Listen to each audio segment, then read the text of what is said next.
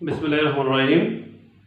কেমন আছো আমার নোয়াখালী উচ্চ বিদ্যালয়ের নবম ও দশম শ্রেণীর ব্যবসা শিক্ষকের শিক্ষার্থীরা? আশা করি ভালো আছো, কারণ তোমাদের উপর আল্লাহর অশেষ রহমত, পিতামাতা ও শিক্ষকদের দোয়া, সর্বোপরি তোমরা ভালো থাকারই কথা। প্রিয় শিক্ষার্থীবৃন্দ এবং যারা দেখছেন এবং শুনছেন, সবাইকে নোয়াখালী উচ্চ বিদ্যালয়ের অনলাইন স্কুলে ভিডিও ক্লাসে সুস্বাগতম। প্রিয় শিক্ষার্থীরা, আমরা আজকেও নবম ও দশম শ্রেণী তোমাদের ফিনান্স ও ব্যাংকিং বিষয় নিয়ে আসছি। আমরা গত ক্লাসে এটা অধ্যায়ের তত্ত্বীয় বিষয়গুলো আলোচনা করেছি, নিশ্চয়ই তোমাদের মনে আছে। আর সেটা তোমরা জানো, আছি আমরা করোনা ঝুঁকিতে। সেই করোনা ঝুঁকিতে ফিনান্স ও ব্যাংকিংয়ের ঝুঁকি এবং অনিশ্চয়তা নিয়ে আসছি চতুর্থ অধ্যায়। আমরা পাঠটা লিখিনি। আশা করছি তোমরা ফিনান্স ও ব্যাংকিংয়ের পাঠ্য বই, ফিনান্সের খাতা, স্কেল এবং ক্যালকুলেটর নিয়ে প্রস্তুত আছো। এর ব্যতিক্রম হওয়ার কথা না। যাই হোক, আসো আমরা চ্যাপ্টারটা দেখে নিই, ঝুঁকি ও অনিশ্চয়তা।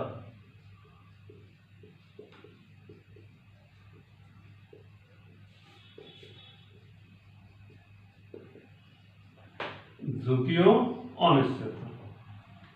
তো আমরা এখানে আলোচনা করেছিলাম ঝুঁকি কি, ব্যবসা ঝুঁকি কি, তারল্য ঝুঁকি কি, অর্থাৎ ঝুঁকি কত প্রকার ও কি কি, ঝুঁকি ও অনিশ্চয়তার মধ্যে পার্থক্য। এরপরে আদর্শ বিচ্যুতি কাকে বলে? আদর্শ বিচ্যুতিটা সূত্র। মূলত আমরা এখানে আদর্শ বিচ্যুতির মাধ্যমে যে কোনো ব্যবসা প্রতিষ্ঠানের ঝুঁকির হার নির্ধারণ করব। এখন আদর্শ বিচ্যুতি সূত্র আমি আজকে আবার লিখলাম, তোমরা একটু লিখে নাও।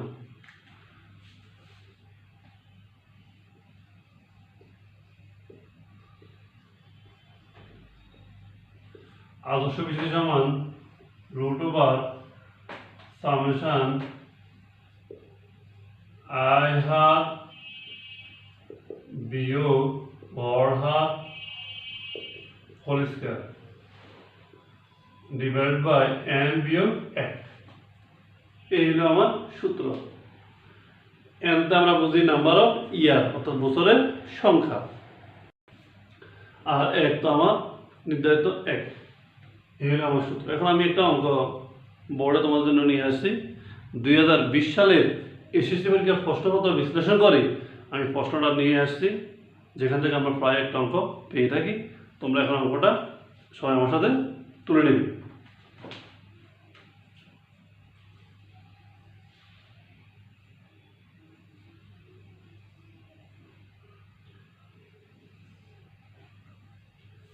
আচ্ছা, গল্প আমরা করে নিই।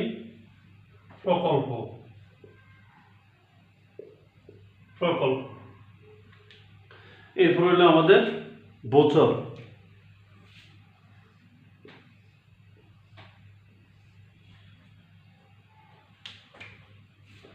দুই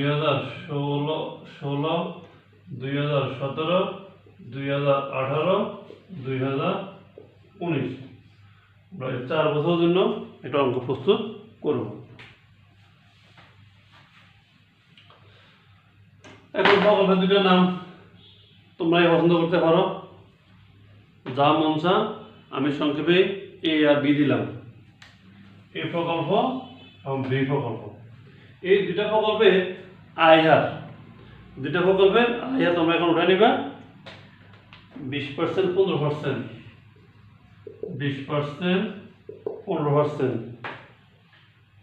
15%, 5%, 5%।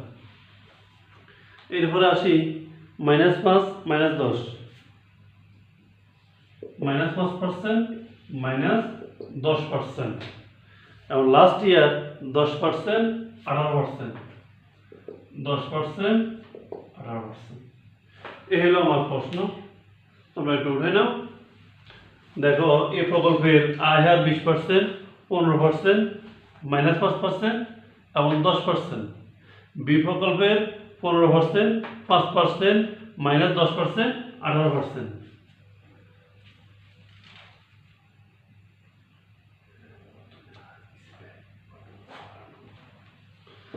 যাই হোক, এখন আমরা আমাদের গ নাম্বারে থাকে হয়তোবা এ প্রকল্পের আদর্শ বিচ্যুতি নির্ণয় করো, অথবা বি প্রকল্পের আদর্শ বিচ্যুতি নির্ণয় করো। ঘ নম্বরে থাকে কোন প্রকল্পটি গ্রহণযোগ্য এবং কেন, অথবা কোন প্রকল্পটি বন্ধ করে দেওয়া উচিত এবং কেন। উত্তরের সপক্ষে যুক্তি দাও বা তোমার মন্তব্য দাও। যাই বলুন না কেন, আমাদেরকে দুইটা প্রকল্পের আদর্শ বিচ্যুতি নির্ণয় করতে হবে। এখন সেই আদর্শ বিচ্যুতি নির্ণয়ের জন্য আমরা কাজ করব। সূত্রটা তোমরা একটু খেয়াল রাখবে। রুট ওভার সামেশন আই আর বিয়োগ গড় আর whole square divide by N বিয়োগ এফ। আচ্ছা, আমি সূত্রটা মুছে ফেললাম, তোমরা কিন্তু খেয়াল রাখবে। এখন প্রথম আমরা এ প্রকল্পের আদর্শ বিচ্যুতি বের করবো। তবে তার আগে একটু বোর্ডের এক পাশে রেখে দিচ্ছি 10%, আর বি প্রকল্পটা এই ভাষা রাখলাম 15%, 5%, -10%, 18%। দুইটা দুই কর্নারে রেখে দিলাম আমাদের কাজের সুবিধার্থে।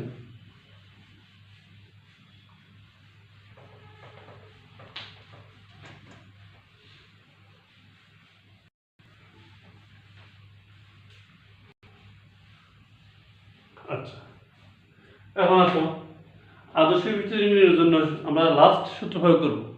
কিন্তু সূত্রতে আমার কিছু কথা ছিল, আই আর বিয়োগ গড় আর হোল স্কয়ার, সেগুলো আমাকে বের করতে হবে।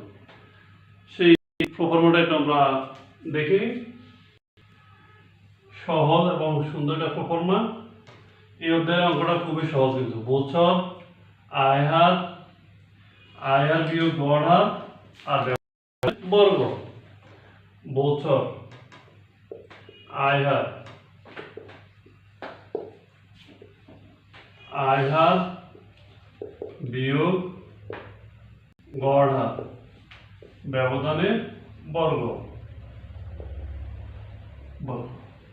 একটু আমরা ঘর করে নিই।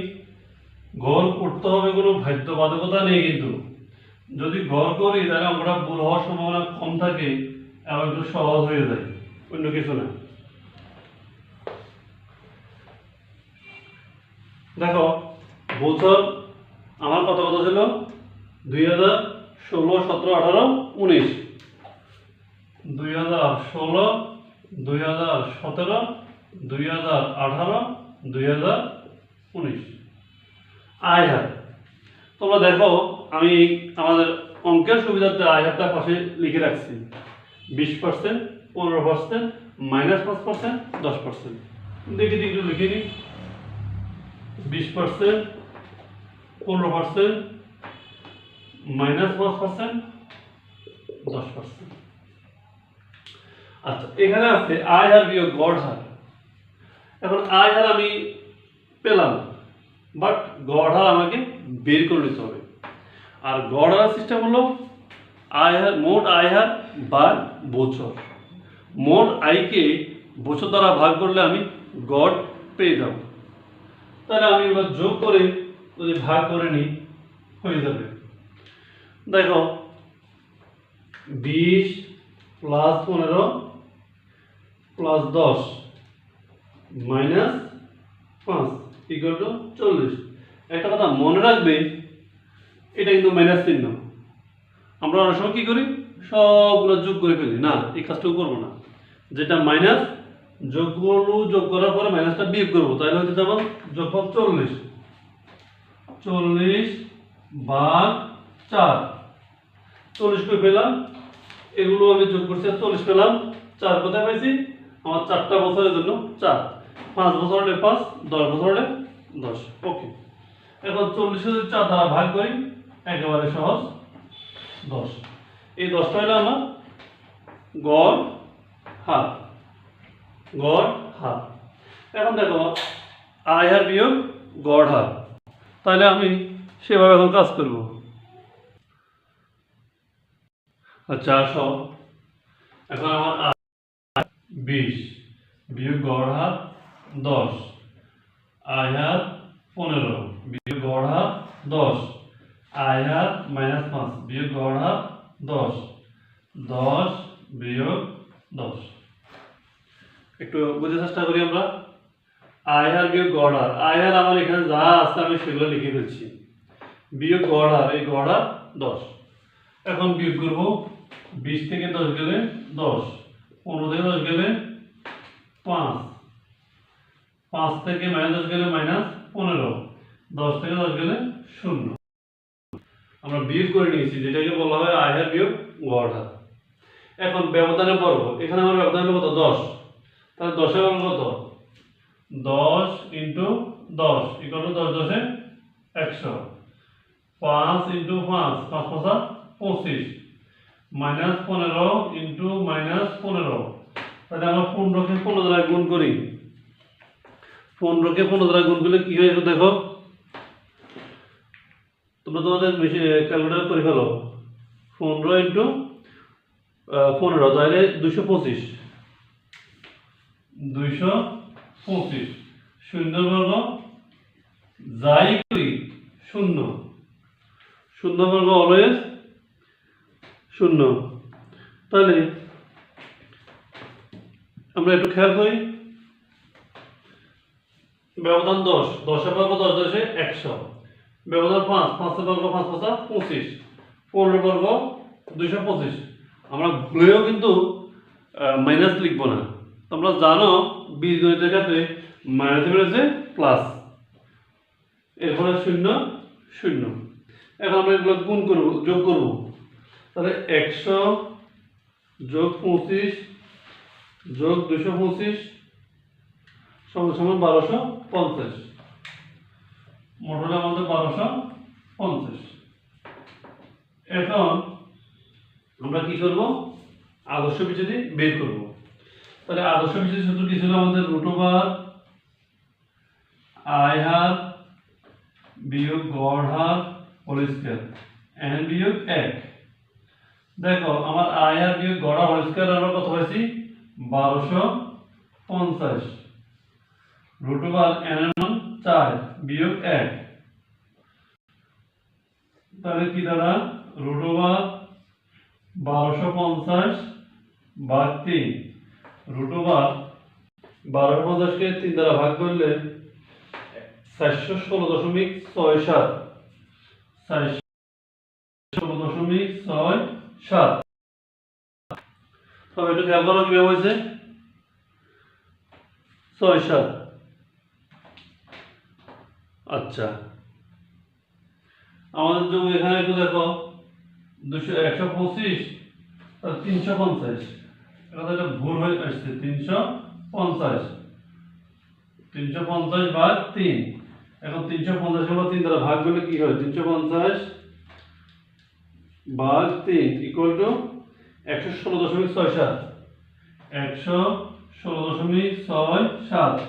এই যে 116.67 কে আমরা এখন রুট করব, তাহলে ইকুয়ালটা আমাদের 10.80%, 10.80%।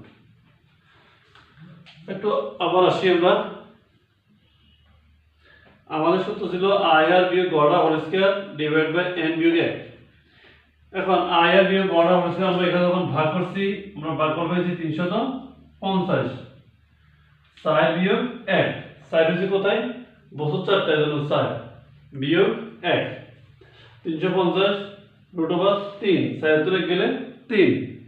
এরপরে 350 কে 3 দ্বারা ভাগ করছি, ভাগফল 116.67, 116.67 কে রুট করছি 10.80%। তোমরা একটু অঙ্কটা সবাই উঠে নাও।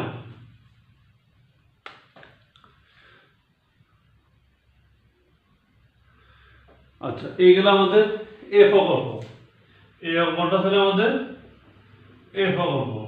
তাহলে এ প্রকল্পের রেজাল্ট আমরা কত পাইছি, 10.80%।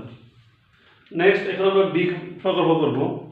তো বি প্রকল্প আমরা প্রশ্নটা এখানে রেডি রাখছি, শুধু তথ্যটা এখন চেঞ্জ করব, আর বাকিগুলো ঠিক থাকবে ইনশাআল্লাহ। একটু মনোযোগী হলে কিন্তু এই অধ্যায় আমরা সহজ এবং সময়ে করা সম্ভব।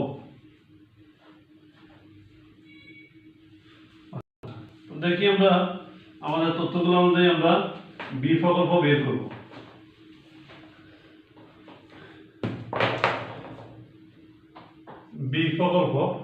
সেক্ষেত্রে আয় ছিল 15%, 5%, -10 আর 18%।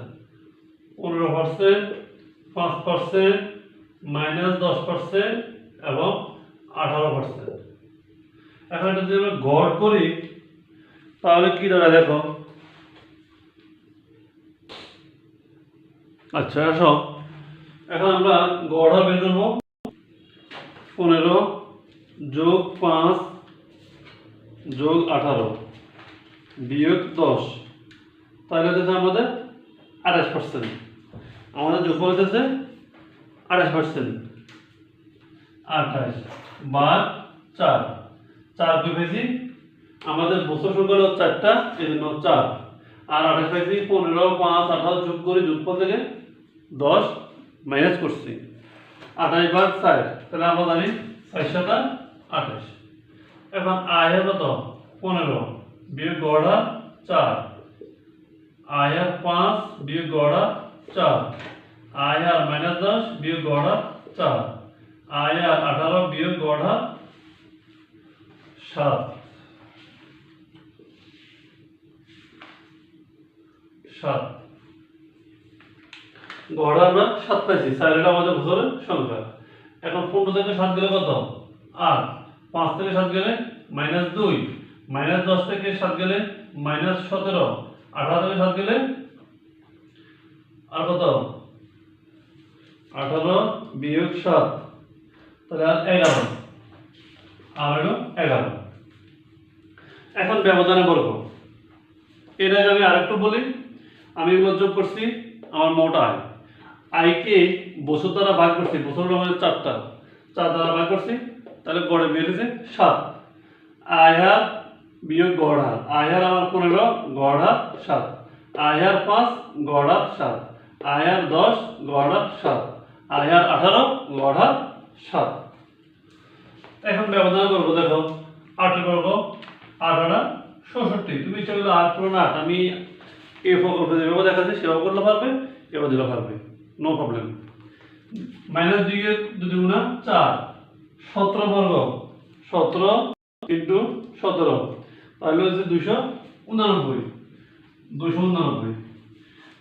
11 ইন্টু 11, তাহলে 121, 121। এখন আমি এগুলো যোগ করবো। যোগ করলে আমার কি দাঁড়ায় দেখো, 66 যোগ 4 যোগ 289 যোগ 121, তাহলে আমি পাইতেছি 478। 478। তোমরা একটু আমরা উঠে নাও। 8 বর্গ 66, 2 এর 4, 17 289, 11 121, আর যোগ করছি 478। এখন আদর্শ বিচ্যুতি সূত্রটা তোমরা জানো, √, আয় হার বিয়োগ গড় হার whole square divided by n বিয়োগ 1। √, আয় হার বিয়োগ গড় হোল স্কয়ার √, n বিয়োগ 1। এখন আমি আয় হার পাইছি, আয় হার বিয়োগ গড় হার হোল স্কয়ার ব্যবধান করা হয়েছে কত? 478। 4 বিয়োগ 1, দেখো তো আমার এই কথা, আমি ব্যবধান বর্গ যোগফল দেখিয়ে দিছি কত? 478 লিখলাম। n হলো আমার নাম্বার অফ ইয়ার, বছরের সংখ্যা। এখানে 4টা বছর, 1 2 3 4, এই জন্য লিখলাম 4 আর বিয়োগ 1। আচ্ছা, এরপরে দেখো 478 ভাগ 3, একেবারে ইজি। 4 থেকে 1 গেছে 3। এখন আমি 478 ভাগ, তাহলে আমার ভাগফল কি দাঁড়ায়? 478 ভাগ 3 ইকুয়াল টু 159.33। 159.33। এই 159.33 কে আমি এখন রুট করব। রুট দিয়ে দিলাম, তাহলে 12.62%। 12.62। আমরা একটু মনোযোগ সহকারে উঠে নাও। মেথডটা লাগবে, তাহলে তোমরা সহজে কাজ করতে পারবে। তাহলে আমি এ প্রকল্প পেয়েছিলাম 10.80।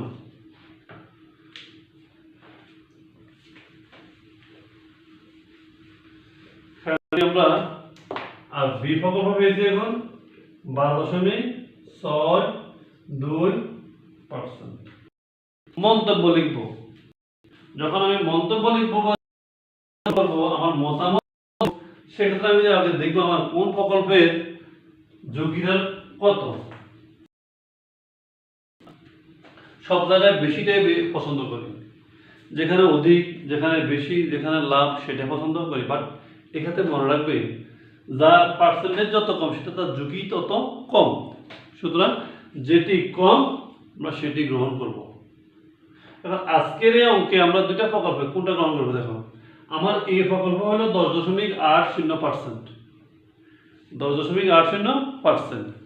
আর বি প্রকল্প হলো 12.62%। তাহলে কোনটি কম? নিশ্চয় 10.80% কম। সুতরাং এই প্রকল্প গ্রহণযোগ্য। আর যদি বলো কোন প্রকল্পটি বন্ধ করে দেওয়া উচিত, তখন আমরা বলবো বি প্রকল্পটি বন্ধ করে দেওয়া উচিত। কারণ এই প্রকল্পের ঝুঁকিটা কম, বি প্রকল্পের ঝুঁকিটা বেশি। প্রিয় শিক্ষার্থীরা, তোমরা অঙ্কটা রিপ্লাই আবার করবে, সূত্রটা ভালোভাবে শিখে রাখবে। আগামী ক্লাসে আমরা আবারও ফিনান্সিয়াল ব্যাংকিংয়ের এই অধ্যায়ের গাণিতিক সমস্যা নিয়ে আসবো। তত করোনা ঝুঁকিতে ঝুঁকি নিয়ে থাকবে, অঙ্কের ঝুঁকি তবে করোনা ঝুঁকি নয়। ভালো থাকবে সে আশা ব্যক্ত রেখে আজকে বিদায় নিচ্ছি। আল্লাহ হাফেজ। আসসালামু আলাইকুম ওয়া রাহমাতুল্লাহ।